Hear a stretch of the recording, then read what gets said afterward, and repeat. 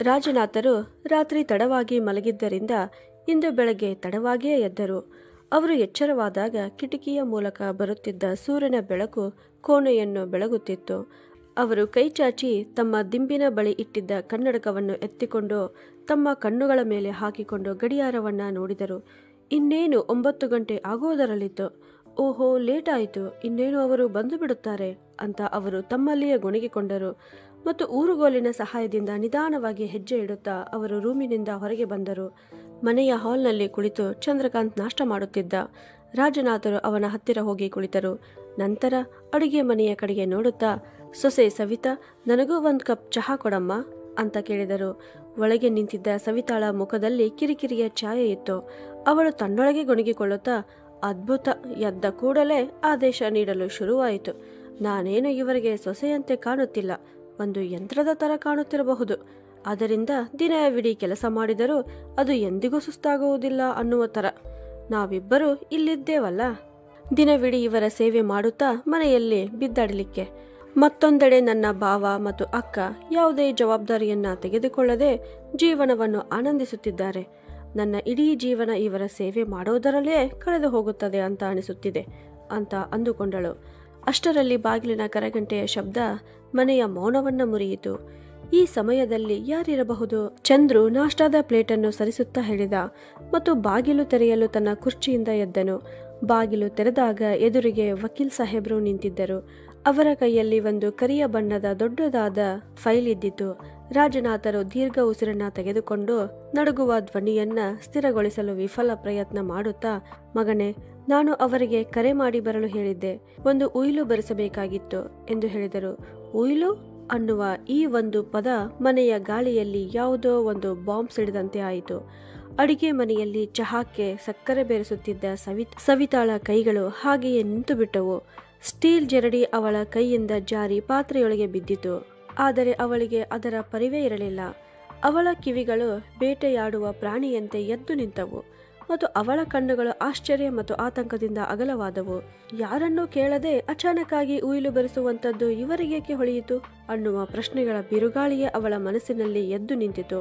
ಅವಳು ತನ್ನ ಹಸಿಯಾದ ಕೈಗಳನ್ನು ತನ್ನ ಸೀರೆಯ ಸೆರಗಿನಿಂದ ಅವಸರದಿಂದ ಒರೆಸಿಕೊಂಡು ಚಹಾದ ಕಪ್ಪುಗಳಿಗೆ ಸಕ್ಕರೆ ಬೆರೆಸಿ ಟ್ರೇಯಲ್ಲಿ ಇಟ್ಟುಕೊಂಡು ಹೊರಗೆ ಬಂದು ನಿಂತಳು. ವಕೀಲರು ತಮ್ಮ ಫೈಲ್ನಿಂದ ಸ್ವಲ್ಪ ಕಾಗದಗಳನ್ನು ಹೊರತೆಗೆದರು. ಆ ಕಾಗದಗಳನ್ನು ತಿರುವಿ ಹಾಕುವ ಶಬ್ದ ಕೋಣೆಯಲ್ಲಿ ಜೋರಾಗಿ ಕೇಳಿಸುತ್ತಿತ್ತು. ನೋಡಿಕೊಳ್ಳಿ ರಾಜನಾಥ್ ಅವರೇ, ನೀವು ಹೇಗೆ ಹೇಳಿದ್ದೀರೋ ನಾನು ಅದರ ಪ್ರಕಾರವೇ ಸರಿಯಾಗಿ ಎಲ್ಲ ಕಾಗದಗಳನ್ನು ತಯಾರಿ ಮಾಡಿಸಿದ್ದೇನೆ ಅಂತ ವಕೀಲರು ಹೇಳಿದರು. ನಂತರ ಅವರು ಒಂದು ಔಪಚಾರಿಕತೆಗಾಗಿ ಅವನ್ನ ಓದಲು ಶುರು ಮಾಡಿದರು. ನಾನು ದಿವಂಗತ ಶ್ರೀ ಗೋಪಾಲ್ ದಾಸ್ ಅವರ ಪುತ್ರ ರಾಜನಾಥ್. ನನ್ನ ಪೂರ್ಣ ಪ್ರಜ್ಞೆಯಲ್ಲಿ ಅಕ್ಕಲವ ಹುಷಾರಿಯಿಂದ ಧಾರವಾಡ ಶಹರದಲ್ಲಿನ 2 ಪ್ಲಾಟ್ಗಳು, ಈ ಪೂರ್ವಜರ ಮನೆ, ಹಳ್ಳಿಯಲ್ಲಿರುವ ಪೂರ್ವಜರ ಕೃಷಿ ಭೂಮಿ ಮತ್ತು ನನ್ನ ಬ್ಯಾಂಕ್ ಖಾತೆಗಳಲ್ಲಿನ ಎಲ್ಲ ಠೇವಣಿಗಳು ಸೇರಿದಂತೆ ನನ್ನ ಎಲ್ಲ ಚರ ಮತ್ತು ಸ್ಥಿರ ಆಸ್ತಿಗಳನ್ನು ಈ ಮೂಲಕ ನನ್ನ 2 ಗಂಡು ಮಕ್ಕಳಾದ ಶ್ರೀ ಸೂರ್ಯಕಾಂತ ಮತ್ತು ಶ್ರೀ ಚಂದ್ರಕಾಂತ ಇವರಿಬ್ಬರಿಗೆ ಸಮಾನವಾಗಿ ಹಂಚಿಕೆ ಮಾಡಿ ವರ್ಗಾಯಿಸುತ್ತಿದ್ದೇನೆ ಅಂತ ಓದಿದರು. ಸಮಾನವಾಗಿ ಈ ಶಬ್ದವು ಸವಿತಾಳ ಹೃದಯವನ್ನ ಒಂದು ವಿಷಕಾರಿ ಬಾಣದಂತೆ ನಾಟಿತು. ಅವಳ ಉಸಿರಾಟವೇ ನಿಂತಂತೆ ಭಾಸವಾಯಿತು. ಅವಳು ಚಹಾದ ಟ್ರೇಯನ್ನ ಮೇಜಿನ ಮೇಲೆ ಎಷ್ಟು ಬಲವಾಗಿ ಇಟ್ಟಳೆಂದರೆ ಕಪ್ಪುಗಳು ತಟ್ಟೆಯಲ್ಲಿಯೇ ನೃತ್ಯ ಮಾಡಿದವು ಮತ್ತು ಬಿಸಿ ಟೀ ಟ್ರೇಯಲ್ಲಿಯೇ ಸ್ವಲ್ಪ ಸ್ವಲ್ಪವಾಗಿ ಚೆಲ್ಲಿತು. ಆದರೆ ಆ ಶಬ್ದದಲ್ಲಿ ಕೇವಲ ಟೀ ಅಷ್ಟೇ ಚೆಲ್ಲುತ್ತಿರಲಿಲ್ಲ, ಬದಲಾಗಿ ಅವಳು ವರ್ಷಗಳಿಂದ ಹತ್ತಿಕ್ಕಿಕೊಂಡ ಸಿಟ್ಟು, ಹತಾಸೆ, ಉಸಿರುಗಟ್ಟಿಸುವಿಕೆ ಮತ್ತು ಲೆಕ್ಕವಿಲ್ಲದಷ್ಟು ತ್ಯಾಗ ಎಲ್ಲವೂ ಈಗ ಒಂದೇ ಕ್ಷಣದಲ್ಲೇ ವ್ಯರ್ಥವಾದಂತೆ ಆಯಿತು. ಅವಳು ರಾಜನಾಥ್ ಅವರ ಕಣ್ಣುಗಳನ್ನು ನೇರವಾಗಿ ನೋಡುತ್ತಾ, ಮಾವನವರೇ, ನಾವು ಇಷ್ಟು ವರ್ಷಗಳಿಂದ ನಿಮ್ಮ ಸೇವೆ ಮಾಡುತ್ತಿದ್ದೇವೆ. ನಿಮ್ಮ ಪ್ರತಿಯೊಂದು ಅಗತ್ಯ, ನಿಮ್ಮ ಔಷಧಿಗಳು, ನಿಮ್ಮ ಆಹಾರ ಮತ್ತು ಪಾನೀಯಗಳನ್ನು ನಾವು ನೋಡಿಕೊಳ್ಳುತ್ತಿದ್ದೇವೆ. ಈ ಮನೆಯನ್ನ ನಡೆಸಲು ನಿಮ್ಮ ಸಣ್ಣ ಮಗ ಚಂದ್ರು ಹಗಲಿರಲು ಶ್ರಮಿಸುತ್ತಾರೆ. ಮತ್ತು ಸೂರ್ಯಕಾಂತ ಭಾವ, ಅವರು ನಿಮ್ಮ ಆರೋಗ್ಯ ಹೇಗಿದೆ ಅಂತಲೂ ಎಷ್ಟೋ ತಿಂಗಳಿಂದ ವಿಚಾರಿಸಿಲ್ಲ. ಹಾಗಿದ್ದರೂ ಈ ಸಮಾನವಾಗಿ ಯಾವ ಮಾತಿಗಾಗಿ ಇದು? ಯಾವ ರೀತಿಯ ನ್ಯಾಯ ಅಂತ ಕೇಳಿದಳು. ರಾಜನಾಥರ ಸುಕ್ಕುಗಟ್ಟಿದ ಕಣ್ಣುಗಳಲ್ಲಿ ಅಸಹಾಯಕತೆ ಮತ್ತು ಹಿಂಜರಿಕೆ ತೇಲುತ್ತಿತ್ತು. ಸೊಸೆ, ಸೂರ್ಯಕಾಂತನು ನನ್ನದೇ ಮಗನಾಗಿದ್ದಾನೆ. ನಾನು ನನ್ನದೇ ಮಕ್ಕಳಲ್ಲಿ ನನ್ನ ಕರಳು ಬಳ್ಳಿಗಳಲ್ಲಿ ಹೇಗೆ ವ್ಯತ್ಯಾಸ ಮಾಡಲು ಸಾಧ್ಯ ಅಂತ ಹೇಳಿದರು. ಸವಿತಾಳ ತುಟಿಗಳಲ್ಲಿ ವ್ಯಂಗ್ಯ ಮತ್ತು ಕಹಿನಗು ಇತ್ತು. ನೀವು ವ್ಯತ್ಯಾಸ ಮಾಡಲು ಸಾಧ್ಯವಿಲ್ಲ, ಆದರೆ ನೀವು ಅದನ್ನ ನೋಡಬಹುದಲ್ಲ. ನಿಮ್ಮ ಇಬ್ಬರು ಗಂಡು ಮಕ್ಕಳ ನಡುವೆ ತುಂಬಾ ವ್ಯತ್ಯಾಸವಿದೆ. ನಿಮಗೆ ಎರಡೆರಡು ಕಣ್ಣುಗಳಿದ್ದರೂ ಅದು ಕಾಣುತ್ತಿಲ್ಲವೇ ಅಂತ ಹೇಳಿದಳು.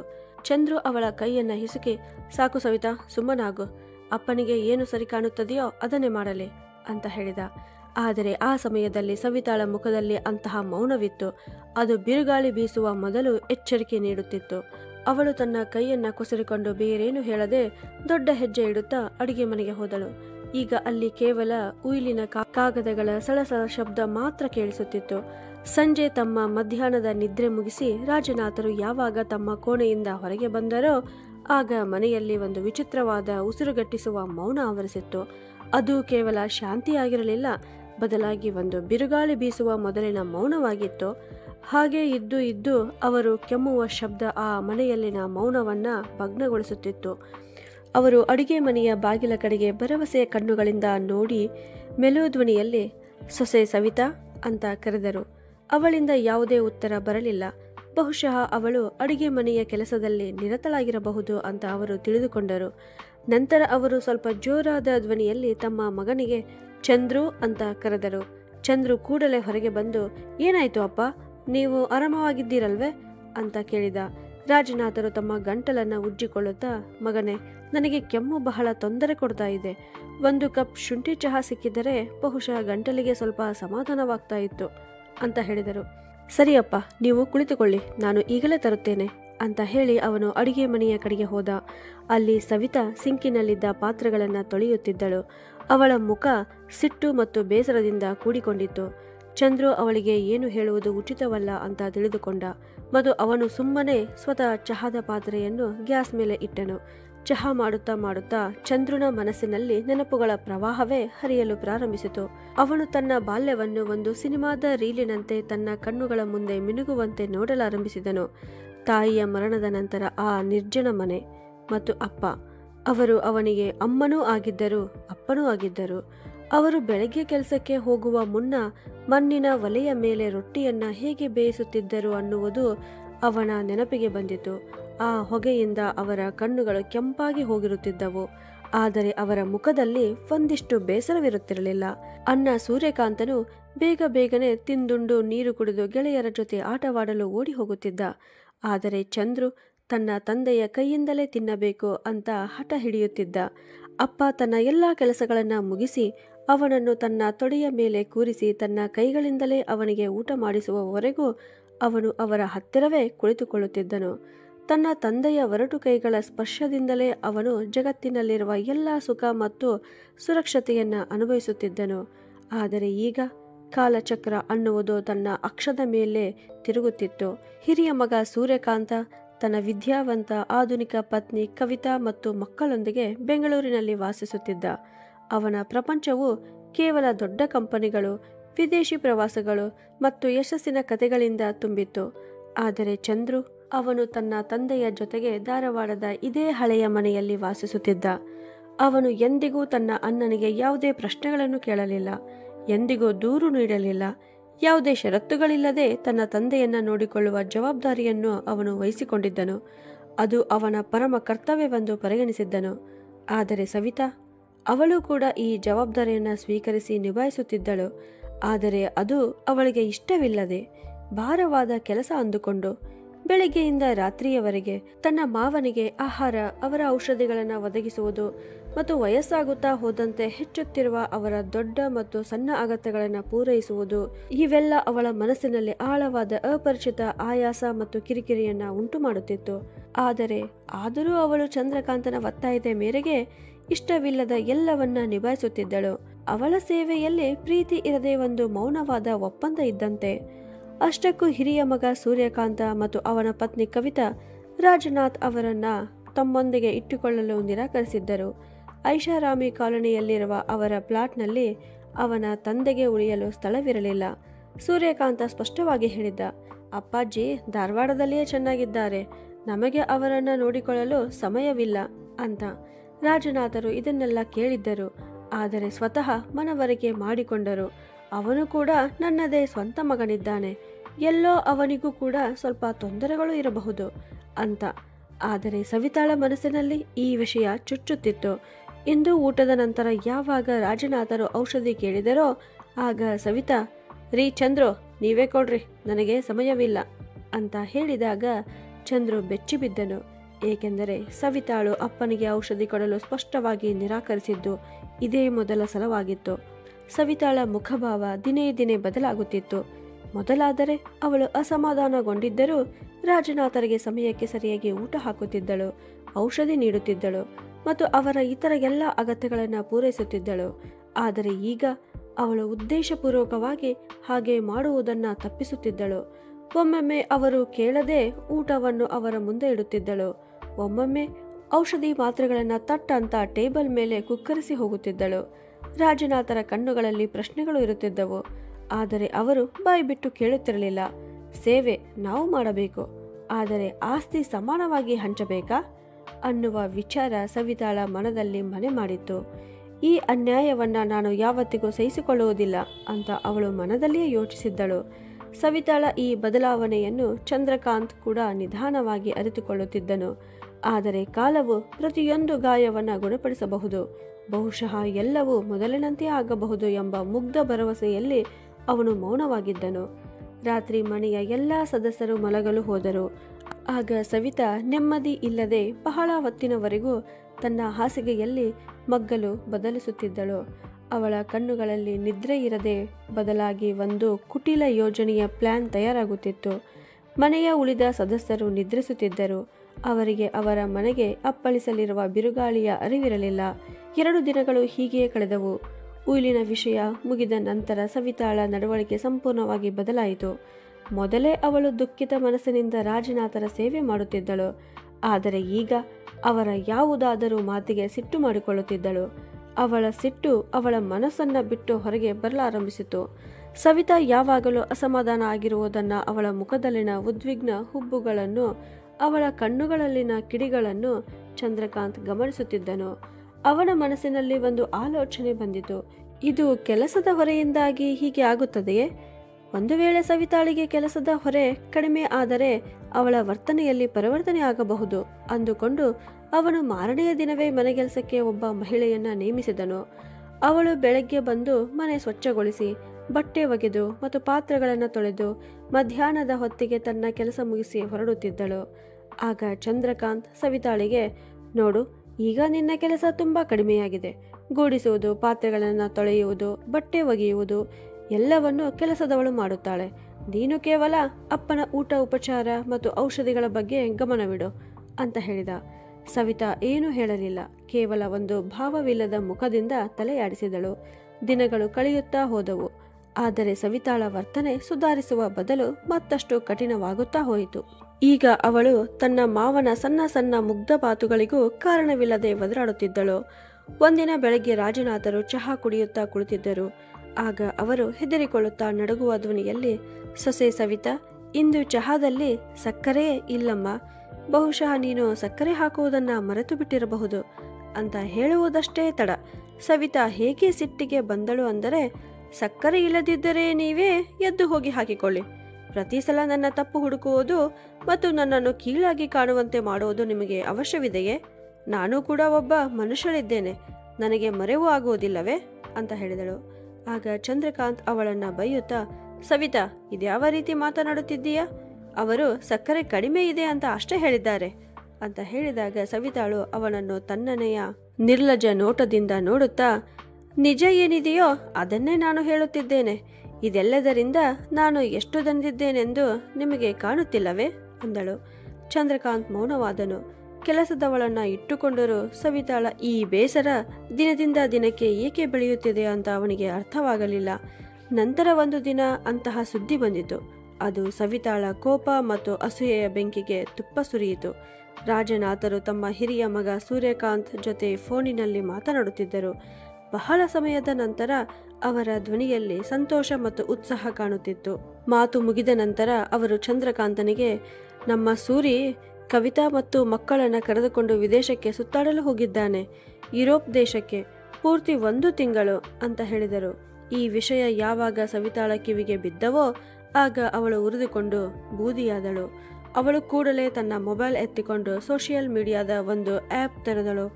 ಅಲ್ಲಿ ಸೂರ್ಯಕಾಂತ್ ಮತ್ತು ಕವಿತಾಳ ಛಾಯಾಚಿತ್ರಗಳ ಪ್ರವಾಹವೇ ಇತ್ತು. ಕೆಲವೊಮ್ಮೆ ಅವರು ಪ್ಯಾರಿಸ್ನ ಐಫಿಲ್ ಟವರ್ ಮುಂದೆ ನಿಂತಿದ್ದರು, ಕೆಲವೊಮ್ಮೆ ಸ್ವಿಟ್ಜರ್ಲೆಂಡಿನ ಹಿಮಭರಿತ ಕಣಿವೆಗಳಲ್ಲಿ ನಗುತ್ತಿದ್ದರು. Vacation in paradise, life is beautiful ಅಂತ ಛಾಯಾಚಿತ್ರಗಳ ಕೆಳಗೆ ಬರೆದು ಶೀರ್ಷಿಕೆಗಳು ಅವಳ ಗಾಯಗಳಿಗೆ ಉಪ್ಪು ಸವರಿದಂತೆ ಆಗುತ್ತಿದ್ದವು. ಸವಿತಾಳ ಮುಖ ಕೋಪ ಮತ್ತು ಅಸೂಯೆಯಿಂದ ಕೆಂಪಾಯಿತು. ಅವಳು ಫೋನನ್ನು ಮೇಜಿನ ಮೇಲೆ ಬಲವಾಗಿ ಹೊಡೆದಳು. ಅದರ ಸ್ಕ್ರೀನ್ ಗಾರ್ಡ್ ಮುರಿದು ಹೋಯಿತು. ನೋಡಿ ನೋಡಿ ಇವರನ್ನು, ಇವರು ವಿದೇಶಗಳಲ್ಲಿ ಮಜಾ ಮಾಡುತ್ತಿದ್ದಾರೆ, ಸ್ವರ್ಗದಲ್ಲಿ ತೇಲಾಡುತ್ತಿದ್ದಾರೆ. ಆದರೆ ನಾನು ಈ ಮನೆಯಲ್ಲಿ, ಈ ನರಕದಲ್ಲಿ ಮಾವನ ಸೇವೆ ಮಾಡುವ ಕೆಲಸದವಳಾಗಿದ್ದೇನೆ ಅಂತ ಅವಳು ಕಿರುಚಿಕೊಂಡಳು. ಸವಿತಾ, ನಿನ್ನನ್ನು ಸೇವಕಿ ಅಂತ ಯಾರು ಹೇಳುತ್ತಿದ್ದಾರೆ? ಮತ್ತು ಅವರು ಹೊರಗೆ ಸುತ್ತಾಡಲು ಹೋದರೆ ನಮಗ್ಯಾವ ವ್ಯತ್ಯಾಸ ಆಗುತ್ತದೆ? ಅದು ಅವರ ಜೀವನ, ಅವರಿಷ್ಟದಂತೆ ಕಳೆಯುತ್ತಾರೆ ಎಂದು ಚಂದ್ರಕಾಂತ್ ಅವಳಿಗೆ ತಿಳಿಸಿ ಹೇಳುವ ಮತ್ತೊಂದು ವ್ಯರ್ಥ ಪ್ರಯತ್ನ ಮಾಡಿದ. ನಮಗೇನು ವ್ಯತ್ಯಾಸ ಅಂತ ಹೇಳುತ್ತೀರಾ ಅಂತ ಅವಳು ಬಹುತೇಕ ಕಿರಿಚಿಕೊಂಡಳು. ವ್ಯತ್ಯಾಸ ಆಗುತ್ತದೆ ಚಂದ್ರು, ಬಹಳ ವ್ಯತ್ಯಾಸ ಆಗುತ್ತದೆ. ವರ್ಷಗಳಿಂದ ನಾನು ಮಾವನವರ ಭಾರವನ್ನು ಹೊತ್ತಿದ್ದೇನೆ, ಎಲ್ಲ ಕೆಲಸಗಳನ್ನು ಮಾಡುತ್ತಿದ್ದೇನೆ. ನೀವು ಆಫೀಸ್ನಲ್ಲಿ 8 ಗಂಟೆ ದುಡಿದು ಸುಸ್ತಾಗುತ್ತೀರಿ ಮತ್ತು ನಾನಿಲ್ಲಿ 24 ಗಂಟೆಯೂ ನಿರತವಾಗಿ ಹಿಟ್ಟು ಬೀಸುತ್ತಿದ್ದೇನೆ. ಆದರೆ ಅವರು ವಿದೇಶವನ್ನ ಸುತ್ತಾಡುತ್ತಿದ್ದಾರೆ ಮತ್ತು ಆಸ್ತಿಯಲ್ಲಿ ಸಮಾನ ಪಾಲನ್ನು ತೆಗೆದುಕೊಳ್ಳುತ್ತಾರೆ. ಇದು ಯಾವ ನ್ಯಾಯವಾಗಿದೆ ಅಂತ ಹೇಳುವಾಗ ಅವಳ ಧ್ವನಿಯಲ್ಲಿ ಸಿಟ್ಟು, ಕಣ್ಣೀರು ಮತ್ತು ಅಸಹಾಯಕತೆಯ ಮಿಶ್ರಣದ ವಿಸ್ಫೋಟಕ ಇದ್ದಿತು. ಆ ರಾತ್ರಿ ಸವಿತಾ ಅಡಿಗೆ ಮನೆಗೆ ಕಾಲಿಡಲಿಲ್ಲ. ಅವಳು ಅಡಿಗೆ ಮಾಡಲು ಸ್ಪಷ್ಟವಾಗಿ ನಿರಾಕರಿಸಿದಳು. ಚಂದ್ರಕಾಂತ್ ಕಚೇರಿಯಿಂದ ಸುಸ್ತಾಗಿ ಮತ್ತು ದಣಿದು ಹಿಂತಿರುಗಿದ್ದ. ಸವಿತಾ, ಅಪ್ಪಾಜಿಗೆ ಊಟ ಕೊಟ್ಟಿದ್ದೀಯಾ ಎಂದು ಕೇಳಿದ. ನಾನು ಅಡಿಗೆ ಮಾಡಿಲ್ಲ ಅಂತ ಅವಳು ಚಪ್ಪಟೆಯಾದ ತಣ್ಣನೆಯ ಸ್ವರದಲ್ಲಿ ಉತ್ತರಿಸಿದಳು. ಏನು, ನೀನೇಕೆ ಮಾಡಿಲ್ಲ? ಚಂದ್ರಕಾಂತ್ ಆಶ್ಚರ್ಯದಿಂದ ಕೇಳಿದ. ಇವತ್ತು ನನಗೆ ಅಡಿಗೆ ಮಾಡಲು ಮನಸ್ಸಿಲ್ಲ, ನೀವು ಹೊರಗಿನಿಂದ ಆರ್ಡರ್ ಮಾಡಬಹುದು ಅಂದಳು.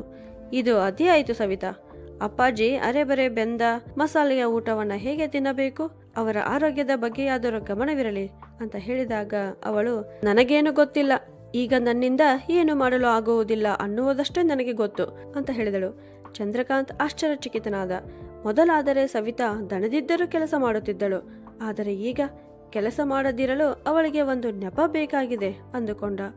ಅವನು ಹೇಗೋ 2 ರೊಟ್ಟಿಗಳನ್ನು ಸ್ವತಃ ತನ್ನ ಕೈಯಿಂದ ಮಾಡಿ ತನ್ನ ತಂದೆಗೆ ಹಾಲಿನೊಂದಿಗೆ ತಿನ್ನಲು ಕೊಟ್ಟು ಉಳಿದ ಊಟವನ್ನು ಹೊರಗಿನಿಂದ ಆರ್ಡರ್ ಮಾಡಿದ. ರಾಜನಾಥರು ತಮ್ಮ ಕೋಣೆಯಲ್ಲಿ ಮಲಗಿದ್ದರು. ಬಹುಶಃ ಸವಿತಾಳ ಮನಸ್ಸಿನಲ್ಲಿ ಅವರ ಉಯಿಲು ಯಾವ ಬೆಂಕಿಯನ್ನು ಹೊತ್ತಿಸಿದೆ ಎಂದು ಅವರಿಗೆ ಇನ್ನೂ ತಿಳಿದಿರಲಿಲ್ಲ. ಚಂದ್ರಕಾಂತಿಗೆ ಈಗ ಸವಿತಾಳ ಮುಖದಲ್ಲಿ ಕೇವಲ 2 ಭಾವಗಳು ಮಾತ್ರ ಗೋಚರಿಸುತ್ತಿದ್ದವು, ಹೊಟ್ಟೆ ಉರಿ ಮತ್ತು ದ್ವೇಷದ ಭಾವ. ಅವಳೊಳಗೆ ತುಂಬಿಕೊಂಡಿದ್ದ ಕೋಪವು ಕೆಲಸದ ಹೊರೆಯಿಂದಲ್ಲ, ಬದಲಾಗಿ ಅವಳ ಮನಸ್ಸಿನೊಳಗೆ ಕುದಿಯುತ್ತಿರುವ ಕಹಿಯಿಂದ ಎಂದು ಅವನಿಗೆ ಅರ್ಥವಾಯಿತು. ಮನೆಯಲ್ಲಿ ಮೌನವಿತ್ತು, ಆದರೆ ಆ ಮೌನದಲ್ಲಿ ಒಂದು ಬಿರುಗಾಳಿ ಬೀಸಲು ತಯಾರಾಗುತ್ತಿತ್ತು. ಈಗ ರಾಜನಾಥರು ಏನಾದರೂ ತಿನ್ನಲು ಕೇಳುತ್ತಿದ್ದರೆ ಆಗ ಸವಿತಾ ತನ್ನ ಕಿವಿಯನ್ನ ಮುಚ್ಚಿಕೊಂಡು ಕುಳಿತುಕೊಳ್ಳುತ್ತಿದ್ದಳು. ಅವರು ತಮ್ಮ ಮೊಮ್ಮಗನನ್ನ ಕರೆದರೆ ಆಗ ಅವನಿಗೂ ತನ್ನ ತಾತನ ಹತ್ತಿರ ಹೋಗದಂತೆ ತಡೆಯುತ್ತಿದ್ದಳು. ಒಮ್ಮೊಮ್ಮೆ ಕೆಲಸದವಳು ಅವರ ಮೇಲೆ ಮರುಗುತ್ತಾ ಅಡಿಗೆ ಮನೆಗೆ ಹೋಗಿ ಹಣ್ಣುಗಳನ್ನ ಹೆಚ್ಚಿ ತಂದು ಕೊಡುತ್ತಿದ್ದಳು. ಸವಿತಾ ಅವಳಿಗೂ ಹೀಗೆ ಮಾಡುವುದನ್ನ ನೋಡಿ ಜೋರಾಗಿ ಬೈಯುತ್ತಾ, ಇನ್ನು ಮುಂದೆ ಹೀಗೆ ಮಾಡಿದರೆ ನಿನ್ನನ್ನು ಕೆಲಸದಿಂದ ಬಿಡಿಸುತ್ತೇನೆ ಅಂತ ಹೇಳಿದಳು. ಅದರ ನಂತರ ಕೆಲಸದವಳು ಕೂಡ ತನ್ನ ಕೆಲಸವನ್ನಷ್ಟೇ ನೋಡಿಕೊಂಡು ಹೋದಳು. ಇಂದು ಮಧ್ಯಾಹ್ನ ಗಡಿಯಾರದಲ್ಲಿ 3 ಗಂಟೆ ತೋರಿಸುತ್ತಿತ್ತು. ಹೊರಗೆ ಸುಡುವಂತಹ ಸೂರ್ಯನ ಬಿಸಿಲಿತ್ತು. ರಾಜನಾಥರು ತಮ್ಮ ಕೋಣೆಯಿಂದ ತುಂಬಾ ದುರ್ಬಲ ಕಡಿಮೆ ಧ್ವನಿಯಲ್ಲಿ, ಸೊಸೆ, ಏನಾದರೂ ತಿನ್ನಲು ಇದ್ದರೆ ಕೊಡು, ಬೆಳಗ್ಗೆಯಿಂದ ಏನು ತಿಂದಿಲ್ಲ ಅಂದರು. ತನ್ನ ಕೋಣೆಯಲ್ಲಿ ಮಲಗಿದ್ದ ಸವಿತಾ ಇದನ್ನು ಕೇಳಿ ಬಳಕುತ್ತಾ ಹೊರಗೆ ಬಂದಳು. ಇದು ಕೂಡ ಸಮಯವೇ ತಿನ್ನಲಿಕ್ಕೆ? 12 ಗಂಟೆಗೆ ಹಾಲಿನೊಂದಿಗೆ ಗಂಜಿ ಕುಡಿದಿರಿ ಮತ್ತು ಈಗ ನಿಮಗೆ ಮತ್ತೆ ಹಸಿವಾಗುತ್ತಿದೆಯೇ? ಬೇಯಿಸಿದ ರೊಟ್ಟಿ ಪಲ್ಯ ಮುಗಿದಿದೆ. ತಿನ್ನುವುದು ಮತ್ತು ಬೇಡಿಕೊಳ್ಳುವುದನ್ನು ಬಿಟ್ಟು ನಿಮಗೆ ಬೇರೆ ಕೆಲಸವಿಲ್ಲ. ಇದು ಮನೆಯಾಗಿದೆ, ಯಾವುದೋ ಧರ್ಮಶಾಲೆ ಅಲ್ಲ. ನಿಮ್ಮ ಸಲುವಾಗಿ 24 ಗಂಟೆಯೂ ತೆರೆದಿಡಲು. ಸುಮ್ಮನೆ ಹೋಗಿ ಮಲಗಿಕೊಳ್ಳಿ. ಏನೇ ಸಿಗುವುದಿದ್ದರೂ ಅದು ಸಂಜೆಯೇ ಸಿಗುತ್ತದೆ, ಎಲ್ಲರೊಂದಿಗೆ ಅಂದಳು. ರಾಜನಾಥರು ಏನೋ ಕೇಳುವ ಮೊದಲೇ ಅವಳು ಅಲ್ಲಿಂದ ಚಕ್ಕನೆ ತಿರುಗಿ ತನ್ನ ಕೋಣೆಗೆ ಹೋದಳು. ಅವರ ಕಣ್ಣುಗಳಲ್ಲಿ ಆಳವಾದ ಅಸಹಾಯಕತೆ ಆವರಿಸಿತ್ತು. ಆದರೆ ಅವರು ಒಂದು ಶಬ್ದವನ್ನ ಹೇಳಲಾಗಲಿಲ್ಲ. ಅವರು ಸುಮ್ಮನೆ ತಮ್ಮ ಹಾಸಿಗೆಯ ಮೇಲೆ ಮಲಗಿದರು. ಕಾಕತಾಳೀಯವೆಂಬಂತೆ ಚಂದ್ರಕಾಂತ್ ಇಂದು ಕಚೇರಿಯಿಂದ ಬೇಗನೆ ಹಿಂತಿರುಗಿದ್ದ. ಹಾಗೆಯೇ ಬಂದವನೇ ಬಾಗಿಲಲ್ಲಿ ನಿಂತು ಸವಿತಾಳ ಪ್ರತಿಯೊಂದು ಕಹಿ ಮತ್ತು ವಿಷಕಾರಿ ಮಾತುಗಳನ್ನು ಕೇಳಿದ್ದ. ಅವನೊಳಗೆ ಇದುವರೆಗೂ ಶಾಂತವಾಗಿದ್ದ ಕೋಪದ ಲಾವಾ ಒಂದು ಉಕ್ಕಿ ಬಂದಿತು. ಅವನು ಸೀದಾ ತನ್ನ ಕೋಣೆಗೆ ಹೋದ. ಅಲ್ಲಿ ಸವಿತಾ ಆರಾಮವಾಗಿ ತನ್ನ ಹಾಸಿಗೆಯ ಮೇಲೆ ಕುಳಿತು ತನ್ನಿಷ್ಟದ ಸೀರಿಯಲ್ ನೋಡುತ್ತಿದ್ದಳು. ಹೊರಗೆ ಏನು ನಡೆದೇ ಇಲ್ಲವೇನೋ ಅನ್ನುವ ಭಾವನೆ ಅವಳ ಮುಖದ ಮೇಲೆ ಗೋಚರಿಸುತ್ತಿತ್ತು. ಟಿವಿ ಜೋರಾದ ಶಬ್ದದ ನಡುವೆ ಚಂದ್ರಕಾಂತನ ಕಂಪಿಸುವ ಧ್ವನಿ ಪ್ರತಿಧ್ವನಿಸಿತು. ಸವಿತಾ, ಅದು ಯಾವ ರೀತಿಯಲ್ಲಿ ನೀನು ಅಪ್ಪಾಜಿಯೊಂದಿಗೆ ಮಾತನಾಡಿದೆ? ನಾನೆಲ್ಲ ಕೇಳಿಸಿಕೊಂಡಿದ್ದೇನೆ. ನೀನು ಅವರೊಂದಿಗೆ ಯಾವ ರೀತಿ ಮಾತನಾಡುತ್ತಿದ್ದೀಯ ಅಂತ ಅಂದನು. ಸವಿತಾ ರಿಮೋಟ್ನಿಂದ ಟಿವಿ ಬಂದ್ ಮಾಡಿ ತಿರುಗಿ ಅವನನ್ನ ನೋಡುತ್ತಾ, ಮತ್ತೇನ್ ಮಾಡ್ಲಿ, ನಾನು ಅವರೊಂದಿಗೆ ಹೀಗೆ ಮಾತನಾಡೋದು. ಹಗಲು ರಾತ್ರಿ ಅವರ ಸೇವೆ ಮಾಡಲಿಕ್ಕೆ ಆರತಿಯ ತಟ್ಟೆ ಹಿಡಿದು ನಿಂತಿರಲೆ ಪ್ರತಿ 12 ಗಂಟೆಗೆ ಅವರಿಗೆ ಏನಾದರೊಂದು ಬೇಕಾಗಿರುತ್ತದೆ. ನನಗೂ ರೆಸ್ಟ್ ಅನ್ನುವುದು ಬೇಕೋ ಬೇಡವೋ, ಅಷ್ಟಕ್ಕೂ ನಾನು ಒಬ್ಬ ಮನುಷ್ಯಳಿದ್ದೇನೆ ಅಂತ ಹೇಳಿದಳು. ಚಂದ್ರಕಾಂತ್ ಸಿಟ್ಟಿನಿಂದ ಕೆಂಡಾಮಂಡಲನಾದ. ನಿನಗೆ ನಾಚಿಕೆ ಆಗುವುದಿಲ್ಲವೇ? ಯಾವ ತಂದೆ ನಮಗೆ ಜೀವ ನೀಡಿ ನಮ್ಮನ್ನು ಚೆನ್ನಾಗಿ ಪಾಲನೆ ಪೋಷಣೆ ಮಾಡಿ ಬೆಳೆಸಿದ್ದಾರೆಯೋ ಎಂದು ಅವರನ್ನ ನೋಡಿಕೊಳ್ಳುವ ಸರದಿ ಬಂದಾಗ ನೀನು ಹೀಗೆ ವರ್ತಿಸುತ್ತಿದ್ದೀಯಾ ಅಂದನು. ಸವಿತಾ ಕೂಡ ಈಗ ಕೋಪದ ಧ್ವನಿಯಲ್ಲಿ, ಪಾಲನೆ ಪೋಷಣೆ? ನಿಮ್ಮನ್ನು ಮಾಡಿರಬಹುದು. ನಾನು ಯಾವಾಗ ಮದುವೆ ಮಾಡಿಕೊಂಡು ಈ ಮನೆಗೆ ಬಂದೆನೋ ಆಗಿನಿಂದ ನನ್ನ ತಲೆಯ ಮೇಲೆ ಭಾರವಾಗಿ ಕುಳಿತಿದ್ದಾರೆ. ಮೇಲಾಗಿ ಸೂರ್ಯಕಾಂತ ಭಾವನೆಗೆ ಆಸ್ತಿಯಲ್ಲಿ ಸಮಾನ ಹಿಸೆ. ಅವರು ವಿದೇಶದಲ್ಲಿ ಮಜಾ ಮಾಡುತ್ತಿದ್ದಾರೆ. ನಮ್ಮ ಹೊಟ್ಟೆ ಉರಿಸಲು ಸೋಷಿಯಲ್ ಮೀಡಿಯಾದಲ್ಲಿ ದಿನಕ್ಕೆ 50ರಿಂದ 100 ಪೋಸ್ಟ್ ಹಾಕುತ್ತಿದ್ದಾರೆ. ಮೊಬೈಲ್ನಲ್ಲಿ ಅವರ ಫೋಟೋ ನೋಡಿದಾಗ ಅದನ್ನು ಎತ್ತಿ ಗೋಡೆಗೆ ಎಸೆಯಬೇಕು ಅನಿಸುತ್ತದೆ. ಸಾಕು, ಇದು ಅತಿಯಾಯಿತು. ಈಗ ಗಮನವಿಟ್ಟು ಕೇಳಿ ಚಂದ್ರಕಾಂತ್, ಈಗ ಈ ಮನೆಯಲ್ಲಿ ನಿಮ್ಮ ತಂದೆ ಇರಬೇಕು, ಒಂದು ಇಲ್ಲದಿದ್ದರೆ ನಾನಿರಬೇಕು ಅಂತ ಸ್ಪಷ್ಟವಾಗಿ ಹೇಳಿದಳು. ಕೋಣೆಯಲ್ಲಿ ಮೌನ ಆವರಿಸಿತು. ಚಂದ್ರಕಾಂತ್ ಸ್ತಬ್ಧವಾಗಿ ನಿಂತ. ಸವಿತಾಳ ಮಾತುಗಳು ಅವನ ಎದೆಗೆ ಖಡ್ಗದ ಹಾಗೆ ನಾಟಿದವು. ಅವನು ಏನೋ ಹೇಳಬೇಕೆಂದುಕೊಂಡ, ಆದರೆ ಶಬ್ದಗಳು ಹೊರಬರಲಿಲ್ಲ. ಆ ವಾದದ ಪ್ರತಿಧ್ವನಿ ಮನೆಯಲ್ಲಿ ಉದ್ವಿಗ್ನತೆಯಾಗಿ ಹರಡಿತು. ಆ ದಿನ ರಾತ್ರಿ ಯಾರೂ ಊಟ ಮಾಡಲಿಲ್ಲ. ರಾಜನಾಥರು ತಮ್ಮ ಕೋಣೆಯಲ್ಲಿ ಸದ್ದಿಲ್ಲದೆ ಮಲಗಿದ್ದರು. ಬಹುಶಃ ಅವರು ಎಲ್ಲವನ್ನ ಕೇಳಿರಬಹುದು. ಮರುದಿನ ಬೆಳಗ್ಗೆ ರಾಜನಾಥರು ಉಪಹಾರದ ನಂತರ ಚಂದ್ರಕಾಂತನನ್ನು ತಮ್ಮ ಹತ್ತಿರ ಕರೆದರು. ಅವರ ಧ್ವನಿ ಕಂಪಿಸುತ್ತಿತ್ತು. ಮಗನೇ, ನನ್ನ ಕಾರಣದಿಂದ ನಿಮ್ಮಿಬ್ಬರ ನಡುವೆ ವಾದ ವಿವಾದ ಆಗೋದು ನನಗೆ ಇಷ್ಟವಿಲ್ಲ. ಮನೆಯಲ್ಲಿ ಶಾಂತಿ ಇರಬೇಕು. ಅದಕ್ಕಾಗಿ ನಾನು ವೃದ್ಧಾಶ್ರಮಕ್ಕೆ ಹೋಗಲು ಬಯಸಿದ್ದೇನೆ ಅಂತ ಹೇಳಿದರು. ಚಂದ್ರಕಾಂತ್ ಬೆಚ್ಚಿಬಿದ್ದು, ಅಪ್ಪಾಜಿ, ಇದೇನು ಹೇಳುತ್ತಿದ್ದೀರಿ ನೀವು? ಹಾಗೆ ಆಗಲಿಕ್ಕೆ ನಾನೆಂದು ಬಿಡುವುದಿಲ್ಲ ಅಂದಾಗ ರಾಜನಾಥರು, ಇಲ್ಲ ಮಗನೇ, ನಾನು ನಿರ್ಧರಿಸಿಬಿಟ್ಟಿದ್ದೇನೆ. ಈಗ ನಾನು ಇಲ್ಲಿದ್ದು ಈ ಮನೆಯಲ್ಲಿ ಮತ್ತಷ್ಟು ಜಗಳ ಆಗಲು ಬಯಸುವುದಿಲ್ಲ. ಸವಿತಾಳಿಗೆ ಭಾರವಾಗಿ ನಾನು ಇನ್ನೂ ಇರಲು ಬಯಸುವುದಿಲ್ಲ. ನೀನು ನನ್ನನ್ನು ಅಲ್ಲಿ ಬಿಟ್ಟು ಬಾ ಅಂತ ಹೇಳಿದರು. ಚಂದ್ರಕಾಂತನ ಹೃದಯ ನೊಂದಿತು. ಅವನು ಕಂಪಿಸುವ ಧ್ವನಿಯಲ್ಲಿ ಕೊನೆಯ ಪ್ರಯತ್ನ ಮಾಡಿದ. ನೀವು ಬಯಸಿದರೆ ನಾನು ಅಣ್ಣನೊಂದಿಗೆ ಮಾತನಾಡಲೆ. ಅವನು ವಿದೇಶದಿಂದ ಮರಳಿ ಬಂದ ನಂತರ ನಾನು ನಿಮ್ಮನ್ನು ಸ್ವಲ್ಪ ದಿನದ ಮಟ್ಟಿಗೆ ಅವನ ಹತ್ತಿರ ಬೆಂಗಳೂರಿಗೆ ಬಿಟ್ಟು ಬರುತ್ತೇನೆ ಅಂತ ಹೇಳಿದ. ಇಲ್ಲ ಮಗನೇ, ರಾಜನಾಥರು ತಮ್ಮ ಹಸಿಯಾದ ಕಣ್ಣುಗಳನ್ನು ಮರೆಮಾಚುತ್ತಾ ದೃಢವಾದ ಸ್ವರದಲ್ಲಿ, ನಾನು ನನ್ನ ಸಲುವಾಗಿ ಯಾರಿಗೂ ಮತ್ತು ಎಲ್ಲಿಯೋ ತೊಂದರೆ ಕೊಡಲು ಬಯಸುವುದಿಲ್ಲ. ಎಲ್ಲಿ ನನ್ನ ಅವಶ್ಯಕತೆ ಯಾರಿಗೂ ಇಲ್ಲವೋ ಅಲ್ಲಿ ಬಲವಂತವಾಗಿ ಇದ್ದರೆ ಏನು ಪ್ರಯೋಜನ ಅಂತ ಹೇಳಿದರು. ಚಂದ್ರಕಾಂತ್ ಪೂರ್ತಿಯಾಗಿ ಅಸಹಾಯಕನಾಗಿದ್ದ. ಆಗ ಬಾಗಿಲ ಕಿಂಡಿಯಿಂದ ಇದನ್ನೆಲ್ಲವನ್ನು ಕೇಳುತ್ತಿದ್ದ ಸವಿತಾ ಹೊರಗೆ ಬಂದಳು. ಅವಳು ತಣ್ಣನೆಯ ಮತ್ತು ಚಪ್ಪಟೆಯಾದ ಧ್ವನಿಯಲ್ಲಿ ಹೇಳಿದಳು, ಚಂದ್ರು, ಮಾವನವರು ಸರಿಯಾಗಿ ಹೇಳುತ್ತಿದ್ದಾರೆ. ಅವರೇ ಅಲ್ಲಿಗೆ ಹೋಗಲು ಇಷ್ಟಪಟ್ಟಾಗ ನೀವೇಕೆ ಅವರನ್ನು ಬಲವಂತವಾಗಿ ತಡೆಯುತ್ತಿದ್ದೀರಿ? ಮತ್ತು ನಿಜ ಹೇಳಬೇಕೆಂದರೆ ನನ್ನಿಂದ ಇನ್ನು ಮುಂದೆ ಅವರ ಸೇವೆ ಮಾಡಲು ಸಾಧ್ಯವಾಗುವುದಿಲ್ಲ. ನೀವು ಅವರನ್ನು ವೃದ್ಧಾಶ್ರಮದಲ್ಲಿ ಬಿಟ್ಟು ಬನ್ನಿ. ಇದರಿಂದ ಎಲ್ಲರಿಗೂ ಒಳ್ಳೆಯದಾಗುತ್ತದೆ ಅಂದಳು. ಚಂದ್ರಕಾಂತ್ ತನ್ನ ಪತ್ನಿಯ ಕಡೆಗೆ ನೋಡಿದ. ಅವಳ ಮುಖದಲ್ಲಿ ಕಠೋರತೆಯ ಭಾವನೆ ಇತ್ತು ಮತ್ತು ಮನಸ್ಸಿನಲ್ಲಿ ಒಂದು ಭಾರದಿಂದ ಮುಕ್ತಿ ಪಡೆಯುವ ಉತ್ಸಾಹವಿತ್ತು. ಚಂದ್ರಕಾಂತನ ಮನಸ್ಸು ಒಂದು ದ್ವಂದ್ವ ಯುದ್ಧದಲ್ಲಿ ಮುಳುಗಿತ್ತು. ಒಂದು ಕಡೆ ಅವನ ಜನ್ಮದಾತನಿದ್ದರೂ ಅವರು ಅವನಿಗೆ ದೇವರ ಸಮಾನರಾಗಿದ್ದರು. ಅವರು ಅವನಿಗೆ ತಮ್ಮ ಬೆರಳುಗಳನ್ನು ಹಿಡಿದು ನಡೆಯಲು ಕಲಿಸಿದ್ದರು. ಮತ್ತು ಇನ್ನೊಂದು ಕಡೆಗೆ ಅವನ ಧರ್ಮಪತ್ನಿ ಮತ್ತು ಅವಳ ಪ್ರೀತಿ ಇದ್ದಿತು. ಅವಳೊಂದಿಗೆ 7 ಜನ್ಮ ಒಟ್ಟಿಗೆ ಇರುವುದಾಗಿ ವಚನ ಕೊಟ್ಟಿದ್ದ. ಅವನು ಈಗ ಎಂತಹ ದಾರಿಯಲ್ಲಿ ಸಿಲುಕಿದ್ದನೆಂದರೆ ಅವನು ಹೆಜ್ಜೆ ಇಡುವ 2 ದಾರಿಗಳು ಮುಳ್ಳುಗಳಿಂದ ತುಂಬಿದ್ದವು.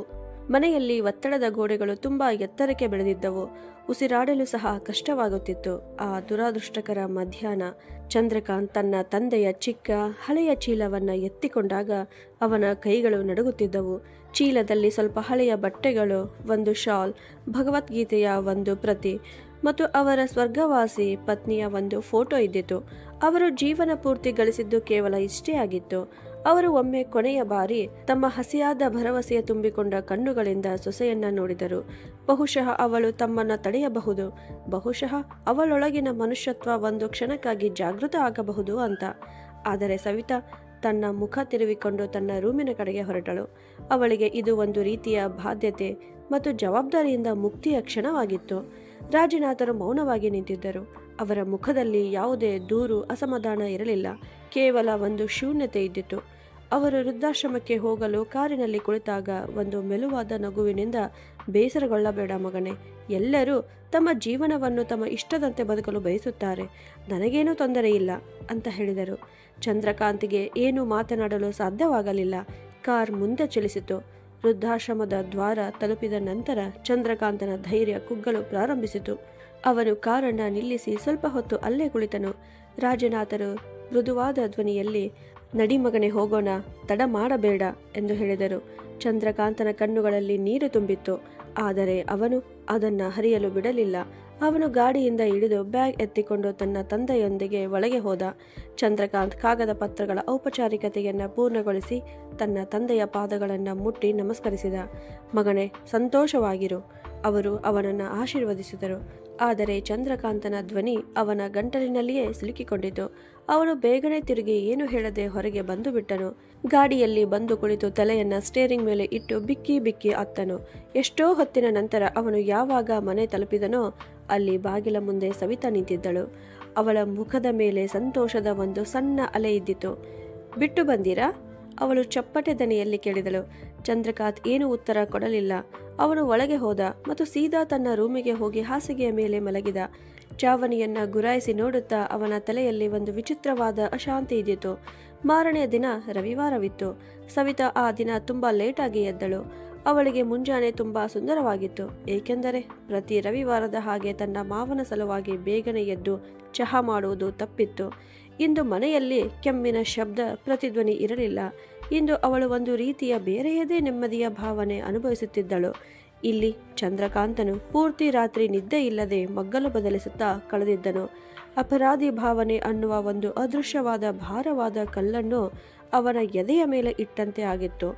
ಅದು ಅವನಿಗೆ ಉಸಿರಾಡಲು ತೊಂದರೆ ಮಾಡುತ್ತಿತ್ತು. ಬೆಳಗ್ಗೆ ಆದ ತಕ್ಷಣ ಅವನು ಯಾರಿಗೂ ಏನೂ ಹೇಳದೆ ಸುಮ್ಮನೆ ಮನೆಯಿಂದ ಹೊರಗೆ ಹೋದ. ಹತ್ತಿರದ ಪಾರ್ಕಿನಲ್ಲಿ ಗಂಟೆಗಟ್ಟಲೆ ಸುತ್ತಾಡಿದರೂ ಅವನ ಎದೆಯ ಭಾರ ಎಳ್ಳಷ್ಟು ಕಡಿಮೆ ಆಗಿರಲಿಲ್ಲ.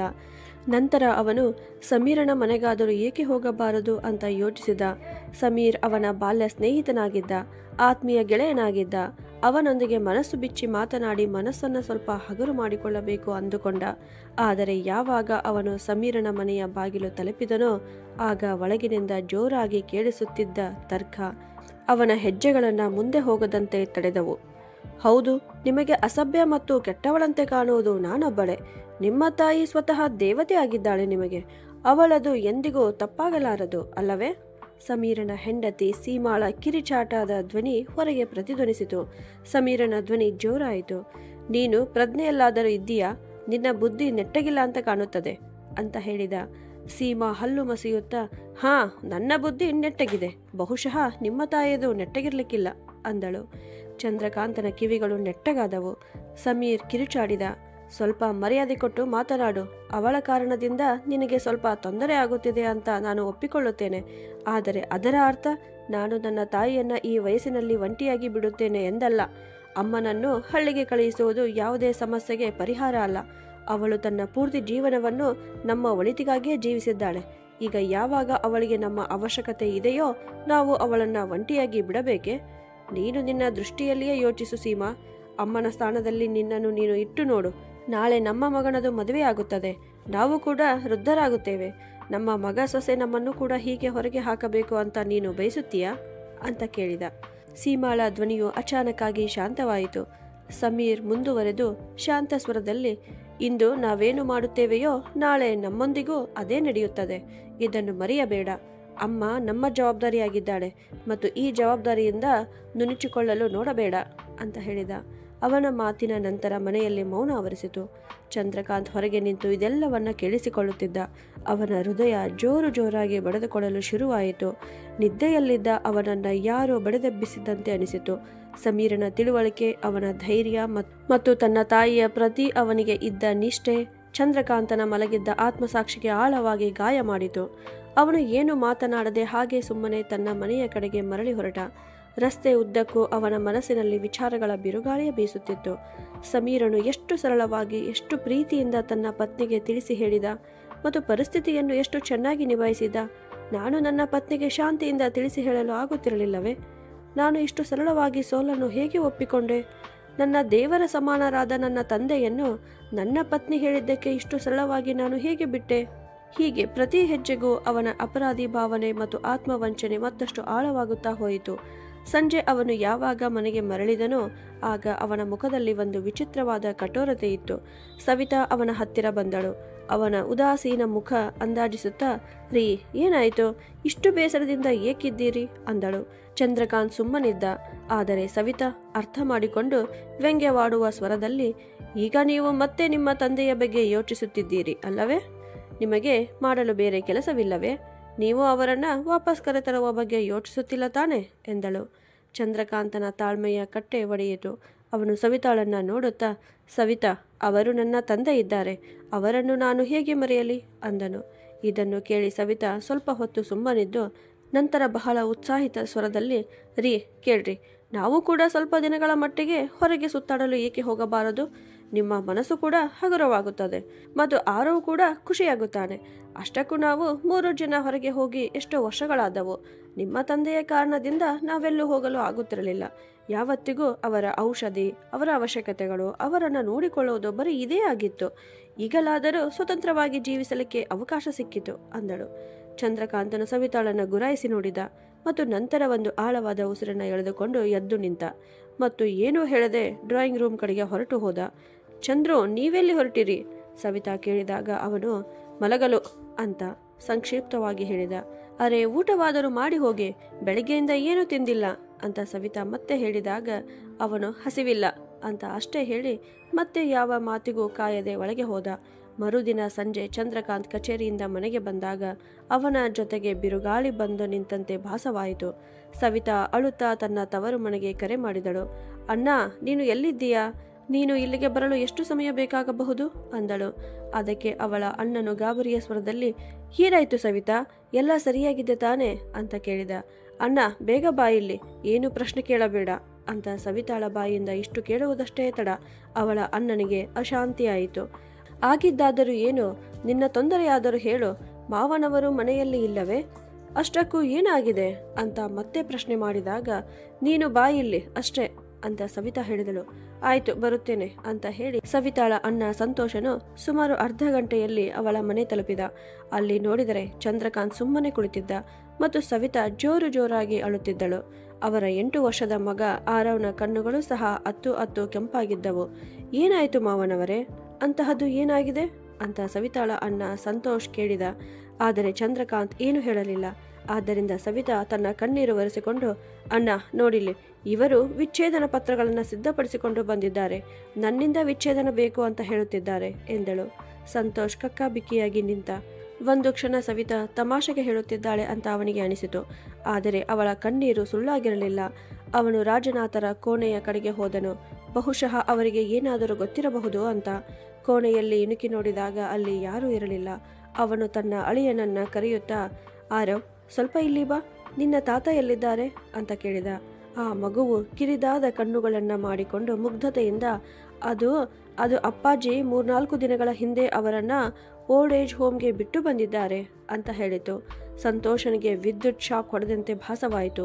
ಈಗ ನಿಧಾನವಾಗಿ ಅವನಿಗೆ ಎಲ್ಲವೂ ಸ್ಪಷ್ಟವಾಗುತ್ತಿತ್ತು. ಅವನು ನಿಧಾನವಾಗಿ ಚಂದ್ರಕಾಂತ್ ಬಳಿ ಹೋಗಿ ಅವನ ಭುಜದ ಮೇಲೆ ಕೈ ಇಟ್ಟು, ಅವನ ಧ್ವನಿಯಲ್ಲಿ ವಾತ್ಸಲ್ಯವಿತ್ತು, ಆದರೆ ಗಂಭೀರತೆಯೂ ಇತ್ತು ಮಾವ, ಏನೇ ಸಮಸ್ಯೆ ಇದ್ದರೂ ಕುಳಿತುಕೊಂಡು ಸಮಾಧಾನದಿಂದ ಬಗೆಹರಿಸಿಕೊಳ್ಳಬಹುದಿತ್ತು. ಆದರೆ ಒಮ್ಮೆಲೆ ವಿಚ್ಛೇದನದಂತೆ ದೊಡ್ಡ ನಿರ್ಧಾರ ತೆಗೆದುಕೊಳ್ಳುವುದು ಸರಿಯಲ್ಲ ಅಂತ ಹೇಳಿದನು. ಇದನ್ನು ಕೇಳಿದ ಕೂಡಲೇ ಚಂದ್ರಕಾಂತನ ವರ್ಷಗಳ ಕಾಲ ಹತ್ತಿಕ್ಕಿದ ತಾಳ್ಮೆ, ನೋವು, ಪಶ್ಚಾತ್ತಾಪ ಎಲ್ಲವೂ ಕಣ್ಣೀರಿನ ಪ್ರವಾಹದಂತೆ ಹರಿಯಿತು. ಅವನು ಬಿಕ್ಕಿ ಬಿಕ್ಕಿ ಅಳಲು ಪ್ರಾರಂಭಿಸಿದನು.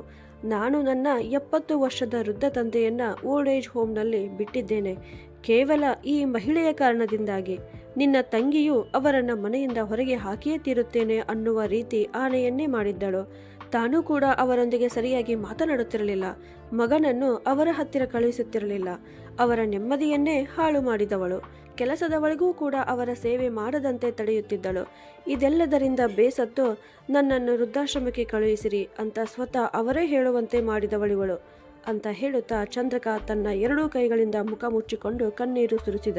ನಂತರ ಸ್ವಲ್ಪ ಸುಧಾರಿಸಿಕೊಂಡು ತುಂಬಿದ ಗಂಟಲಿನಿಂದ, ಬಹುಶಃ ನಿನಗೆ ಗೊತ್ತಿಲ್ಲ, ಯಾವಾಗ ನಾನು 4 ವರ್ಷದವನು ಇದ್ದೇನೋ ಆಗ ನನ್ನ ತಾಯಿ ನನ್ನನ್ನು ಬಿಟ್ಟು ಹೋದಳು. ಆದರೂ ನನ್ನ ತಂದೆ ಮತ್ತೊಂದು ಮದುವೆ ಮಾಡಿಕೊಳ್ಳಲಿಲ್ಲ, ಏಕೆಂದರೆ ನಮ್ಮ ಜೀವನದಲ್ಲಿ ಬೇರೆ ಯಾರೂ ಮಲತಾಯಿ ಬರಬಾರದು ಅಂತ. ಅವರು ಒಬ್ಬರೇ ನಮ್ಮನ್ನು ಪಾಲನೆ ಪೋಷಣೆ ಮಾಡಿದರು. ಮನೆಯಲ್ಲಿ ಮತ್ತು ಹೊರಗೂ ಕೂಡ ಆ 2ರಲ್ಲೂ ಅವರೇ ಸಂಭಾಳಿಸಿದರು. ನನಗೆ ಚೆನ್ನಾಗಿ ನೆನಪಿದೆ, ಯಾವಾಗ ನಾನು ಚಿಕ್ಕವನಿದ್ದೇನೋ ಆಗ ಅಪ್ಪಾಜಿಯ ಬೆರಳು ಹಿಡಿದು ನಡೆಯುತ್ತಿದ್ದೆ. ಅವರ ಇರುವಿಕೆಯೇ ನನ್ನ ಸುರಕ್ಷತೆ ಆಗಿತ್ತು. ಕೆಲಸದಿಂದ ಸುಸ್ತಾಗಿ ಬಂದಾಗಲೂ ಕೂಡ ನನ್ನ ಹಠಕ್ಕೆ ಮಣಿದು ಜಾತ್ರೆಗೆ ಕರೆದುಕೊಂಡು ಹೋಗುತ್ತಿದ್ದರು. ನನಗೆ ನಡೆಯುತ್ತಾ ಸುಸ್ತಾದಾಗ ಅವರು ತಮ್ಮ ಹೆಗಲ ಮೇಲೆ ನನ್ನನ್ನು ಕೂರಿಸಿಕೊಂಡು ಪೂರ್ತಿ ಜಾತ್ರೆಯನ್ನ ಸುತ್ತಿಸುತ್ತಿದ್ದರು. ಆದರೆ ಇಂದು ಅಂತ ಹೇಳುತ್ತಾ ಅವನ ಧ್ವನಿಯು ಕಂಪಿಸುತ್ತಿತ್ತು. ಇಂದು ಅವರಿಗೆ ಎಲ್ಲಕ್ಕೂ ಮಿಗಿಲಾಗಿ ನನ್ನ ಹೆಗಲಿನ ಅವಶ್ಯಕತೆ ಹೆಚ್ಚಿತ್ತು. ನಾನೇ ಅವರನ್ನ ದೂರು ಮಾಡಿಬಿಟ್ಟೆ. ನಾಚಿಕೆ ಆಗಬೇಕು ನನ್ನ ಜನ್ಮಕ್ಕೆ. 3 ದಿನವಾಯಿತು. ಅವರ ಆ ಅಸಹಾಯಕ ಮುಖ ನನ್ನ ಕಣ್ಣುಗಳಿಂದ ಸರಿಯುತ್ತಿಲ್ಲ ಅಂದನು. ಇಷ್ಟು ಕೇಳುತ್ತಲೇ ಸಂತೋಷನ ಸಿಟ್ಟು ಕಣ್ಣುಗಳಿಂದ ಸವಿತಾಳನ್ನ ನೋಡಿದನು. ಆದರೆ ಅವಳು ಇನ್ನೂ ಸಿಟ್ಟಿನಲ್ಲಿದ್ದಳು. ಅವಳು ತನ್ನ ಕಣ್ಣೀರನ್ನ ಒರೆಸಿಕೊಳ್ಳುತ್ತಾ ಇನ್ನೊಂದು ಕಡೆಗೆ ಮುಖ ತಿರುವಿಕೊಂಡು ನಿಂತಿದ್ದಳು. ನನ್ನ ಅಪ್ಪಾಜಿ ಮಕ್ಕಳ ಭವಿಷ್ಯ ರೂಪಿಸಲು ತಮ್ಮ ಪೂರ್ತಿ ಜೀವನವನ್ನೇ ತೆಗೆದರು. ನಮಗಾಗಿ ಈ ಮನೆ ಹಾಗೇ ಸಿದ್ಧವಾಗಿಲ್ಲ. ಇದನ್ನ ನಿರ್ಮಿಸುವ ಸಲುವಾಗಿ ಅವರು ಈ ಮನೆಯ ಪ್ರತಿಯೊಂದು ಇಟ್ಟಿಗೆಗೂ ತಮ್ಮ ರಕ್ತ ಮತ್ತು ಬೆವರಿನ ಪ್ರತಿ ಹನಿಯಿಂದ ನೀರುಣಿಸಿದ್ದಾರೆ. ಮತ್ತು ನಾನು ನನ್ನ ದೇವರಂತ ತಂದೆಗೆ ಆಗದಿದ್ದರೆ ನನ್ನ ಹೆಂಡತಿ ಮಗನಿಗೆ ಏಕೆ ಆಗುತ್ತೇನೆ ಅಂತ ಹೇಳುತ್ತಾ ಚಂದ್ರಕಾಂತ್ ಸಣ್ಣ ಮಕ್ಕಳಂತೆ ದುಃಖಿಸಲು ಪ್ರಾರಂಭಿಸಿದ. ಅವನ ಮಾತುಗಳನ್ನು ಕೇಳಿ ಈಗ ಸವಿತಾಳ ಮನಸ್ಸಿನಲ್ಲಿ ಒಂದು ತಪ್ಪಿನ ಅರಿವಾಗಲು ಪ್ರಾರಂಭಿಸಿತು. ಗಾಬರಿಯ ಕಾರಣದಿಂದ ಅವಳ ಬೆರಳುಗಳು ಅವಳ ಸೀರೆಯ ಸೆರಗಿನ ತುದಿಯನ್ನ ತಿರುವುತ್ತಿದ್ದವು. ನಂತರ ಒಂದು ಆಳವಾದ ಉಸಿರನ್ನ ಎಳೆದುಕೊಂಡ ಚಂದ್ರಕಾಂತ್, ನಾನು ನನ್ನ ಜನ್ಮದಾತನನ್ನ ಆ ಜನರಿಗೆ ಒಪ್ಪಿಸಿದ್ದೇನೆ. ಅವರಿಗೆ ಅವರ ಹವ್ಯಾಸ, ಅವರ ಅವಶ್ಯಕತೆಗಳ ಬಗ್ಗೆ ಗೊತ್ತಿಲ್ಲ. ಅವರ ಅನಾರೋಗ್ಯದ ಬಗ್ಗೆ ಅವರಿಗೆ ಅರಿವಿಲ್ಲ. ಅವರಿಗೆ ಅವರ ಬಗ್ಗೆ ಏನೂ ಗೊತ್ತಿಲ್ಲ. ಯಾವಾಗ ನಾನು ನನ್ನ ತಂದೆಗಾಗಿ ಏನು ಮಾಡಲಾಗಲಿಲ್ಲವೋ ಇನ್ನು ಬಾಕಿ ಉಳಿದವರಿಗಾಗಿ ಏನು ಮಾಡಬಲ್ಲೆ? ನನ್ನ ಪತ್ನಿ ಆದವಳು ನನ್ನ ತಂದೆ ಅವಳಿಗೆ ಭಾರವಾಗಿದ್ದಾರೆ ಅಂತ ನನಗೆ ಸ್ಪಷ್ಟವಾಗಿ ಹೇಳಿದ್ದಾಳೆ. ಯಾವಾಗ ಅವಳಿಗೆ ತನ್ನ ಸ್ವತಂತ್ರವೇ ಮುಖ್ಯವಾಗಿದೆಯೋ ನಾನೇಕೆ ಅವಳಿಗೆ ಅರ್ಧಮರ್ಧ ಸ್ವತಂತ್ರ ಕೊಡಬೇಕು? ಅವಳಿಗೆ ಪೂರ್ತಿಯಾಗಿ ಸ್ವತಂತ್ರ ಏಕೆ ಕೊಡಬಾರದು ಅಂತ ಯೋಚಿಸಿದ್ದೇನೆ ಅಂತ ಹೇಳಿದ. ಚಂದ್ರಕಾಂತನ ಈ ಮಾತನ್ನು ಕೇಳಿದ ತಕ್ಷಣ ಸವಿತಾಳ ಹೃದಯ ದಹಿಸಿದಂತೆ ಆಯಿತು. ಅವಳು ತುಂಬಿದ ಕಣ್ಣುಗಳಿಂದ ಅವನನ್ನು ನೋಡಿದಳು. ಆದರೆ ಚಂದ್ರಕಾಂತನ ಮಾತುಗಳು ಇನ್ನೂ ಮುಗಿದಿರಲಿಲ್ಲ. ಯಾವಾಗ ನಾನು ಅಮ್ಮನಿಲ್ಲದೆ ಹೇಗೆ ಬೆಳೆದೆನೋ ನನ್ನ ಮಗನೂ ಕೂಡ ತಂದೆ ಇಲ್ಲದೆ ಬೆಳೆಯುತ್ತಾನೆ. ಅವನೊಂದಿಗೆ ತಾಯಿ ಇದ್ದಾಳೆ. ಅವನಿಗೆ ಏನು ಕಮ್ಮಿ ಆಗುತ್ತದೆ ಅಂತ ಹೇಳುತ್ತಾ ಅವನ ದೃಷ್ಟಿಯು ಅವನ ಮಗನ ಮೇಲೆ ಹೋಯಿತು. ಅವನು ಹೆದರಿಕೊಂಡು ಒಂದು ಮೂಲೆಯಲ್ಲಿ ನಿಂತಿದ್ದ. ಚಂದ್ರಕಾಂತನ ಕಣ್ಣುಗಳಲ್ಲಿ ಒಂದು ವಿಚಿತ್ರವಾದ ದೃಢತೆ ಕಾಣಿಸಿತು. ಅದಕ್ಕಾಗಿ ನಾನು ವಿಚ್ಛೇದನ ಕೊಡಲು ಬಯಸುತ್ತೇನೆ. ಈಗ ನೀನು ಮಜಾ ಮಾಡುತ್ತಾ ಸುತ್ತಾಡಬಹುದು. ಅಪ್ಪಾಜಿಯ ಜವಾಬ್ದಾರಿಯ ಹೊರೆ ಈ ಮೊದಲೇ ನಿನ್ನ ತಲೆಯಿಂದ ಇಳಿಸಿದ್ದೇನೆ. ಈಗ ನಾನು ನಿನ್ನನ್ನು ನನ್ನ ಸ್ವಂತ ಜವಾಬ್ದಾರಿಯಿಂದಲೂ ಸ್ವತಂತ್ರ ಮಾಡುತ್ತಿದ್ದೇನೆ. ಆದರೆ ಚಿಂತೆ ಮಾಡಬೇಡ, ನನ್ನ ಎಲ್ಲ ಸಂಪತ್ತು ನಿನ್ನ ಹತ್ತಿರವೇ ಇರಲಿದೆ. ಎಲ್ಲವನ್ನ ಬಿಟ್ಟು ನಾನೇ ನನ್ನ ತಂದೆಯ ಹತ್ತಿರ ವೃದ್ಧಾಶ್ರಮದಲ್ಲಿ ಇರುತ್ತೇನೆ. ಕಡಿಮೆ ಅಂದರೂ ಮನಸ್ಸಿಗೆ ಒಂದು ನೆಮ್ಮದಿ ಇರುತ್ತದೆ. ಅಪ್ಪಾಜಿಯ ಜೀವನದ ಅಂತಿಮ ಹಂತದಲ್ಲಿ ನಾನು ಅವರೊಂದಿಗೆ ಅವರ ಹತ್ತಿರ ಇರಲು ಸಾಧ್ಯವಾಗುತ್ತದೆ ಅಂತ. ಇದನ್ನು ಕೇಳಿದ ಸವಿತಾಳ ಹೃದಯ ಮತ್ತಷ್ಟು ದಹಿಸಿತು. ಆಗ ಸಂತೋಷನು ತನ್ನ ಸಹೋದರಿಯನ್ನ ನೋಡಿದ ಮತ್ತು ತೀಕ್ಷ್ಣ, ಚುಚ್ಚುವ ಮತ್ತು ವ್ಯಂಗ್ಯವಾದ ಸ್ವರದಲ್ಲಿ, ಸವಿತಾ, ನಿನ್ನ ಐಡಿಯಾ ಏನೋ ತುಂಬ ಚೆನ್ನಾಗಿದೆ. ನಾನೂ ಕೂಡ ನನ್ನ ತಾಯಿಯನ್ನ ವೃದ್ಧಾಶ್ರಮಕ್ಕೆ ಏಕೆ ಬಿಡಬಾರದು ಅಂತ ಯೋಚಿಸುತ್ತಿದ್ದೇನೆ. ಇತ್ತೀಚೆಗೆ ಅವಳ ಆರೋಗ್ಯ, ಅವಳನ್ನು ನೋಡಿಕೊಳ್ಳುವುದು, ಅವಳ ಖರ್ಚು ನನಗೂ ಕೂಡ ಸಾಕಾಗಿ ಹೋಗಿದೆ. ನಾನೇಕೆ ನಿನ್ನ ಹಾಗೆ ನನ್ನ ಜೀವನವನ್ನು ಸರಳ ಮಾಡಿಕೊಳ್ಳಬಾರದು ಅಂತ ಹೇಳಿದ. ಇದನ್ನು ಕೇಳಿದ ಸವಿತಾಳಿಗೆ ಯಾರೋ ಒಬ್ಬರು ಅವಳ ಮುಖದ ಮೇಲೆ ಜೋರಾಗಿ ಹೊಡೆದಂತೆ ಅನಿಸಿತು. ಬೇಡ ಅಣ್ಣ, ಪ್ಲೀಸ್, ದಯವಿಟ್ಟು ಹಾಗೆ ಮಾಡಬೇಡ ಅಂತ ಬೇಡಿಕೊಂಡಳು. ಏಕೆ? ಯಾವಾಗ ನೀನು ನಿನ್ನ ಮಾವನಿಗೆ ಹೀಗೆ ಮಾಡಿದೆಯೋ ಆಗ ನಿನ್ನ ಹೃದಯ ಕರಗಲಿಲ್ಲವೇ? ಅವರನ್ನ ಅವರದೇ ಮನೆಯಿಂದ ಹೊರಗೆ ಹಾಕುವ ನಿನ್ನ ಆತ್ಮ ಒಮ್ಮೆಯೂ ನಡುಗಲಿಲ್ಲವೇ? ನೀನು ಯಾವ ವೃದ್ಧಾಶ್ರಮದಲ್ಲಿ ನಿನ್ನ ಮಾವನನ್ನ ಬಿಟ್ಟು ಬಂದಿರುವೆಯೋ ಅಲ್ಲಿ ಇದ್ದು 2 ಗಂಟೆ, ಕೇವಲ 2 ಗಂಟೆ ಕಳೆದು ನೋಡು ಅಂತ ಹೇಳಿದ. ಸವಿತಾ ನೆಲದ ಮೇಲೆ ಕುಸಿದು ಕುಳಿತಳು ಮತ್ತು ಸಣ್ಣ ಮಕ್ಕಳಂತೆ ದುಃಖಿಸಿ ದುಃಖಿಸಿ ಅಳತೊಡಗಿದಳು. ನನ್ನನ್ನು ಕ್ಷಮಿಸಿಬಿಡಿ, ನನ್ನಿಂದ ದೊಡ್ಡ ತಪ್ಪಾಗಿದೆ ಅಂತ ಹೇಳುತ್ತಿದ್ದಳು. ನಂತರ ಸಂತೋಷನು ಚಂದ್ರಕಾಂತನ ಹೆಗಲ ಮೇಲೆ ಕೈಯಿಟ್ಟು, ಮಾವ, ಸವಿತಾಳಿಗೆ ಕೇವಲ ಇನ್ನೊಂದು ಅವಕಾಶ ಕೊಡಿ, ನಡೀರಿ, ನಾವೆಲ್ಲ ಹೋಗಿ ಅಂಕಲ್ರನ್ನ ಗೌರವಪೂರ್ವಕವಾಗಿ ಮನೆಗೆ ಕರೆದುಕೊಂಡು ಬರೋಣ ಅಂತ ಹೇಳಿ ಅವನು ಗೋಡೆಗೆ ಹಾಕಿದ್ದ ಗಡಿಯಾರವನ್ನ ನೋಡಿದ. ಸಂಜೆ 7 ಗಂಟೆ ಆಗುವುದರಲ್ಲಿತ್ತು. ಇನ್ನು ತಡ ಮಾಡುವುದು ಬೇಡ ಅಂತ ಹೇಳಿದ. ಸ್ವಲ್ಪ ಹೊತ್ತಿನಲ್ಲೇ ಚಂದ್ರಕಾಂತನ ಕಾರು ವೃದ್ಧಾಶ್ರಮದ ಗೇಟಿನ ಮುಂದೆ ನಿಂತಿತು. ಚಂದ್ರಕಾಂತ್, ಸವಿತಾ ಮತ್ತು ಸಂತೋಷ್ ಮೂವರು ಕಾರಿನಿಂದ ಇಳಿದರು. ಯಾವಾಗ ಅವರು ವೃದ್ಧಾಶ್ರಮದ ಹೊಸ್ತಿಲನ್ನ ಹತ್ತಿದರೋ ಆಗ ಗೇಟಿನತ್ತ ನೋಡುತ್ತಿದ್ದ ವೃದ್ಧೆಯ ಮೇಲೆ ಅವರ ಕಣ್ಣುಗಳು ಬಿದ್ದವು. ಅವಳ ದುರ್ಬಲ ಕಣ್ಣುಗಳು ಭರವಸೆಯನ್ನ ತುಂಬಿಕೊಂಡವರಂತೆ ಕಾಣುತ್ತಿದ್ದವು. ಸವಿತಾ ಯೋಚನೆಯಲ್ಲಿ ಬಿದ್ದಳು. ಇವರೇಕೆ ಗೇಟಿನತ್ತ ಹಾಗೆ ನೋಡುತ್ತಿದ್ದಾರೆ ಅಂತ ಅವಳು ಕೇಳಿದಾಗ ಹತ್ತಿರದಲ್ಲಿಯೇ ಇದ್ದ ಒಬ್ಬ ಕೆಲಸದವ ಮೆಲುಧ್ವನಿಯಲ್ಲಿ, ಈ ಅಮ್ಮ ಪ್ರತಿದಿನ ಮುಂಜಾನೆಯಿಂದ ಸಂಜೆ ತನಕ ಇಲ್ಲಿಯೇ ಕುಳಿತು ತಮ್ಮ ಮಗನ ದಾರಿ ಕಾಯುತ್ತಾರೆ. ಇವರ ಮಗ 3 ವರ್ಷದ ಹಿಂದೆ ಇವರನ್ನು ಇಲ್ಲಿ ಬಿಟ್ಟು ಹೋಗಿದ್ದಾನೆ. ಆಗಿನಿಂದ ಇಂದಿನವರೆಗೂ ಹೊರಳಿಯೂ ನೋಡಿಲ್ಲ ಅಂತ ಹೇಳಿದ. ಇದನ್ನು ಕೇಳಿದ ಸವಿತಾ ಒಳಗಿನಿಂದಲೇ ಕಂಪಿಸತೊಡಗಿದಳು. ಅವಳ ಕಾಲುಗಳು ನಡುಗುತ್ತಿದ್ದವು. ವೃದ್ಧಾಶ್ರಮದ ವಾತಾವರಣವು ಮನಸ್ಸನ್ನ ಕಿವುಡುಗೊಳಿಸುವ ಆಳವಾದ ದುಃಖದಿಂದ ತುಂಬಿರುವುದನ್ನ ಸವಿತಾ ನೋಡಿದಳು. ಪ್ರತಿಯೊಂದು ಮುಖದಲ್ಲೂ ಹೇಳಲಾಗದ ನೋವು ಇತ್ತು. ಸಭಾಂಗಣವನ್ನ ತಲುಪಿದ ಸವಿತಾ ಸುತ್ತಲೂ ನೋಡಿದಳು. ಸುಮಾರು 1 ಡಜನ್ ವೃದ್ಧರು ಕುಳಿತಿದ್ದರು. ಕೆಲವರ ಕಣ್ಣುಗಳು ಶೂನ್ಯದಲ್ಲಿ ಎಲ್ಲೋ ಕಳೆದು ಹೋಗಿದ್ದವು. ಯಾರದೋ ಕಣ್ಣುಗಳಲ್ಲಿ ಕಣ್ಣೀರು ಸುರಿಯುತ್ತಿದ್ದವು. ಆಗಾಗ ಯಾವುದೋ ಮೂಲೆಯಿಂದ ಒಣ ಕೆಮ್ಮಿನ ಅಥವಾ ನೋವಿನ ನರಳುವಿಕೆಯ ಶಬ್ದ ಭಯಾನಕ ಮೌನವನ್ನ ಮುರಿಯುತ್ತಿತ್ತು. ಈಗ ಅವರು ರಾಜನಾಥರನ್ನ ಹುಡುಕುತ್ತಿದ್ದರು. ಸಿಬ್ಬಂದಿಯೊಬ್ಬರು ಅವರಿಗೆ ವರಾಂಡ ಕಡೆಗೆ ತೋರಿಸಿದರು. ಅವರು ವರಾಂಡ ತಲುಪಿದ ತಕ್ಷಣ ಒಬ್ಬ ವೃದ್ಧರು ರಾಜನಾಥ್ ಅವರೊಂದಿಗೆ ಮಾತನಾಡುತ್ತಿರುವುದು ಅವರಿಗೆ ಕೇಳಿಸಿತು. ಆ ವೃದ್ಧರು ತಮ್ಮ ಕಥೆಯನ್ನ ಹೇಳುತ್ತಿದ್ದರು. ಅಣ್ಣಾವ್ರೆ, ನನಗೆ ಯಾವ ಗಂಡು ಮಕ್ಕಳು ಇರಲಿಲ್ಲ, ಕೇವಲ ಹೆಣ್ಣು ಮಕ್ಕಳಿದ್ದರು. ಅವರು ಮದುವೆ ಮಾಡಿಕೊಂಡು ಹೊರಟು ಹೋದರು. ಅದಕ್ಕಾಗಿ ನಾನಿಲ್ಲಿ ಬರುವುದು ಅವಶ್ಯವಾಗಿತ್ತು. ಆದರೆ ನಿಮ್ಮ ಕತೆ ಕೇಳಿ ನನ್ನ ಹೃದಯವೇ ಬಿರಿದಂತೆ ಆಯಿತು. 2 ಹರೆಯದ ಗಂಡು ಮಕ್ಕಳಿದ್ದರೂ ನೀವು ಇಲ್ಲಿದ್ದೀರಿ. ನಿಮ್ಮ ಸೊಸೆ ನಿಮ್ಮನ್ನು ಮನೆಯಿಂದ ಹೊರಗೆ ಹಾಕಿದ್ದಾಳೆ. ಎಂತಹ ನಿರ್ದಯಿ, ಕಲ್ಲು ಮನಸ್ಸಿನ ಮಹಿಳೆಯಿದ್ದಾಳೆ ಅವಳು. ಆ ದೇವರು ಇಂತಹ ಸೊಸೆಯನ್ನ ಯಾವ ವೈರಿಗೂ ಕೊಡಬಾರದು ಅಂತ ಹೇಳುತ್ತಿದ್ದರು. ಈ ಮಾತುಗಳು ಸವಿತಾಳ ಕಿವಿಗೆ ಕರಗಿದ ಸೀಸದಂತೆ ಬಿದ್ದವು. ಅವಳ ಹೃದಯ ಮುಳುಗಿತು. ಅವಳು ತನ್ನ ಪತಿ ಚಂದ್ರಕಾಂತನನ್ನ ಭಯ ಮತ್ತು ನಾಚಿಕೆಯಿಂದ ನೋಡಿದಳು. ಭೂಮಿಯೇ ಬಿರಿದು ಅದರಲ್ಲಿ ಕಣ್ಮರೆಯಾಗುವಂತೆ ಭಾಸವಾಯಿತು ಅವಳಿಗೆ. ಆದರೆ ಇನ್ನು ಆಘಾತಕಾರಿ ಮತ್ತು ಹೃದಯ ವಿದ್ರಾವಕವಾದದ್ದು ರಾಜನಾಥ್ ಅವರ ಪ್ರತಿಕ್ರಿಯೆ. ಅವರು ಆ ವೃದ್ಧನನ್ನ ನೋಡಿ ಮಂದ ನಗುವಿನೊಂದಿಗೆ, ಇಲ್ಲ ಅಣ್ಣವ್ರೆ, ಅದು ಹಾಗಲ್ಲ. ನನ್ನ ಸೊಸೆ ಹಾಗೆ ಇಲ್ಲ. ಅವಳು ತುಂಬಾ ಒಳ್ಳೆಯವಳು ಇದ್ದಾಳೆ. ಅವಳಲ್ಲಿ ಇನ್ನೂ ಸ್ವಲ್ಪ ಹುಡುಗ ಬುದ್ಧಿ ಇದೆ. ಆದರೆ ಅವಳು ಕೆಟ್ಟವಳಲ್ಲ, ಖಂಡಿತ ಇಲ್ಲ ಅಂತ ಹೇಳುತ್ತಿದ್ದರು. ಇದನ್ನು ಕೇಳಿದ ಮೂವರು ಅಲ್ಲಿಯೇ ಸ್ತಬ್ಧವಾಗಿ ನಿಂತು ಬಿಟ್ಟರು. ಅಣ್ಣವ್ರೆ, ಅವರು ನಿಮ್ಮನ್ನ ಇಲ್ಲಿ ಬಿಟ್ಟು ಹೋಗಿದ್ದಾರೆ. ನಿಮ್ಮನ್ನು ತುಂಬಾ ಕೆಟ್ಟದಾಗಿ ನಡೆಸಿಕೊಂಡಿದ್ದಾರೆ. ಆದರೂ ನೀವು ಅವರನ್ನ ಹೊಗಳುತ್ತಿದ್ದೀರಿ. ಅವರನ್ನ ಒಳ್ಳೆಯವರು ಎಂದು ಕರೆಯುತ್ತೀರಾ ಅಂತ ವೃದ್ಧನು ತೀವ್ರ ಆಶ್ಚರ್ಯದಿಂದ ಕೇಳಿದನು. ರಾಜನಾಥ್ ಅವರು ತಮ್ಮ ಮಸುಕಾದ ಕಣ್ಣುಗಳಿಂದ ಎಲ್ಲೋ ದೂರ ನೋಡುತ್ತಾ, ಮಕ್ಕಳಿದ್ದಾರೆ, ಮುಗ್ಧರಿದ್ದಾರೆ. ಒಮ್ಮೊಮ್ಮೆ ಕೋಪದಲ್ಲಿ ಅಥವಾ ತಿಳುವಳಿಕೆ ಇಲ್ಲದೆ ದಾರಿ ತಪ್ಪುತ್ತಾರೆ. ಆದರೆ ನನ್ನ ಪಾಲನೆಯಲ್ಲಿ ನಾನು ಅವರಿಗೆ ನೀಡಿದ ಮೌಲ್ಯಗಳಲ್ಲಿ ನನಗೆ ಸಂಪೂರ್ಣ ನಂಬಿಕೆ ಇದೆ. ಒಂದು ದಿನ ಅವರು ಖಂಡಿತವಾಗಿಯೂ ತಮ್ಮ ತಪ್ಪನ್ನು ಅರ್ಥ ಮಾಡಿಕೊಳ್ಳುತ್ತಾರೆ ಮತ್ತು ಖಂಡಿತವಾಗಿಯೂ ನನ್ನನ್ನು ಕರೆದುಕೊಂಡು ಹೋಗಲು ಖಂಡಿತವಾಗಿ ಬರುತ್ತಾರೆ. ಇದನ್ನು ಹೇಳುತ್ತಾ ಅವರ ಕಣ್ಣುಗಳಿಂದ ಕಣ್ಣೀರಿನ ಹನಿ ಜಾರಿ ಅವರ ಸುಕ್ಕುಗಳಲ್ಲಿ ಸೇರಿಕೊಂಡಿತು. ಆಯಿತು, ಇದೇ ಒಂದು ಕ್ಷಣವಾಗಿತ್ತು. ರಾಜನಾಥ್ ಆ ಶಬ್ದ, ಅವರ ಕಣ್ಣುಗಳಲ್ಲಿದ್ದ ವಿಶ್ವಾಸ ಮತ್ತು ಆ ಕಣ್ಣೀರಿನ ಹನಿ ಸವಿತಾಳ ಮನಸ್ಸಿನಲ್ಲಿ ಯಾವುದೋ ಪರಮಾಣು ಬಾಂಬ್ ತರ ಸಿಡಿಯಿತು. ಅವಳ ಎಲ್ಲ ಅಹಂಕಾರ, ಅವಳ ಎಲ್ಲ ಸಿಟ್ಟು, ಅವಳ ಎಲ್ಲ ದೂರುಗಳು ಎಲ್ಲವೂ ಗಾಜಿನ ಸೀಸೆಯಂತೆ ಒಡೆದು ಚೂರು ಚೂರಾಯಿತು. ಯಾವ ಮನುಷ್ಯನಿಗೆ ಅವಳು ಅಷ್ಟು ಅವಮಾನಿಸಿದ್ದಳೋ, ಹೊರೆ ಎಂದು ಪರಿಗಣಿಸಿದ್ದಳೋ, ಅದೇ ವ್ಯಕ್ತಿ ಅವಳಿಗೆ ಒಮ್ಮೆಯೂ ಕಠಿಣವಾಗಿ ಮಾತನಾಡಲಿಲ್ಲ.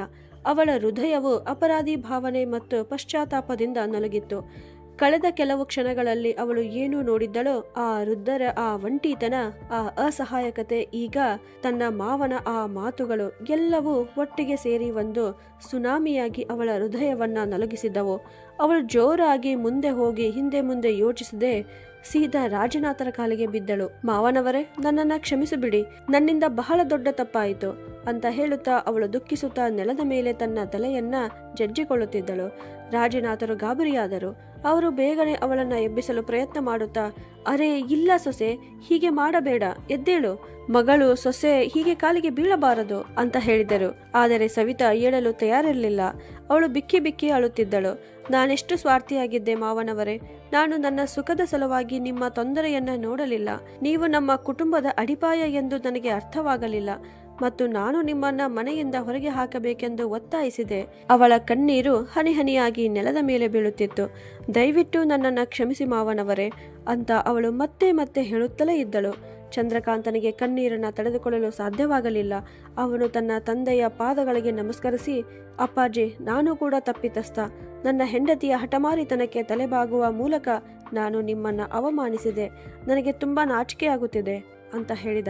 ಸವಿತಾಳ ಸಹೋದರ ಸಂತೋಷ್ ಕೂಡ ರಾಜನಾಥರ ಮುಂದೆ ಕೈ ಮುಗಿದು ನಿಂತು, ಅಂಕಲ್, ಇನ್ನು ಮುಂದೆ ಸವಿತಾ ನಿಮ್ಮ ಸೊಸೆಯಾಗಿ ಅಲ್ಲ, ಬದಲಾಗಿ ನಿಮ್ಮ ಮಗಳಾಗಿ ಇರುತ್ತಾಳೆ. ನಿಮ್ಮನ್ನ ಪೂರ್ತಿಯಾಗಿ ಕಾಳಜಿಯಿಂದ ನೋಡಿಕೊಳ್ಳುತ್ತಾಳೆ. ನಾನು ನಿಮಗೆ ಈ ಭರವಸೆ ಕೊಡುತ್ತೇನೆ ಅಂತ ಹೇಳಿದ. ಆಗ ಸವಿತಾ, ನಡಿರಿ ಮಾವ, ನೀವಿಲ್ಲದೆ ನಮ್ಮ ಮನೆ ಅಪೂರ್ಣವಾಗಿದೆ ಅಂತ ಹೇಳಿದಾಗ ರಾಜನಾಥರ ಕಣ್ಣುಗಳು ಹಸಿಯಾದವು. ಅವರು ಚಂದ್ರಕಾಂತ್ ಮತ್ತು ಸವಿತಾಳ ತಲೆಯ ಮೇಲೆ ಕೈ ಇಟ್ಟರು ಮತ್ತು ಅವರನ್ನ ತಬ್ಬಿಕೊಂಡರು. ಅಲ್ಲಿ ನಿಂತು ಈ ದೃಶ್ಯವನ್ನ ನೋಡುತ್ತಿದ್ದ ಬೇರೆ ವೃದ್ಧರ ಕಣ್ಣುಗಳು ಸಹ ಹಸಿಯಾದವು. ಇದಾದ ನಂತರ ಚಂದ್ರಕಾಂತ್ ರುದ್ರಾಶ್ರಮದ ವ್ಯವಸ್ಥಾಪಕರನ್ನ ಭೇಟಿಯಾಗಿ ಎಲ್ಲ ವಿಧಿವಿಧಾನಗಳನ್ನ ಪೂರ್ಣಗೊಳಿಸಿದರು. ಅವರು ಹೊರಬಂದ ತಕ್ಷಣ ಆಶ್ರಮದ ಉಳಿದ ವೃದ್ಧರು ತಮ್ಮ ಕೋಣೆಗಳಿಂದ ಹೊರಬಂದರು. ಕೆಲವರು ಕೋಲುಗಳ ಆಸರೆ ಪಡೆದಿದ್ದರು, ಕೆಲವರು ಗೋಡೆಯ ಆಧಾರವನ್ನ ತೆಗೆದುಕೊಳ್ಳುತ್ತಿದ್ದರು. ಆದರೆ ಎಲ್ಲರ ಕಣ್ಣುಗಳಲ್ಲಿ ಹೇಳಿಕೊಳ್ಳಲಾಗದ ಭರವಸೆಯೊಂದು ಜಾಗೃತವಾಯಿತು. ನಡಿರಿ ಅಪ್ಪಾಜಿ ಅಂತ ಹೇಳುತ್ತಾ ಚಂದ್ರಕಾಂತನು ರಾಜನಾಥರ ಕೈಯನ್ನ ಹಿಡಿದುಕೊಂಡ. ಅವರೆಲ್ಲ ನಿಧಾನವಾಗಿ ಆಶ್ರಮದ ಗೇಟಿನ ಕಡೆಗೆ ಹೊರಟರು. ಹಿಂದೆ ನಿಂತಿದ್ದ ವೃದ್ಧರು ಅವರನ್ನೇ ನೋಡುತ್ತಿದ್ದರು. ಒಬ್ಬ ವೃದ್ಧ ಮಹಿಳೆಯ ಕಣ್ಣಿಂದ ಕಣ್ಣೀರು ಜಾರಿತು. ಅವಳು ಅದನ್ನು ತನ್ನ ನಡುಗುವ ಕೈಗಳಿಂದ ತನ್ನ ಸೀರೆಯ ಸೆರಗಿನಿಂದ ಒರೆಸಿಕೊಂಡಳು.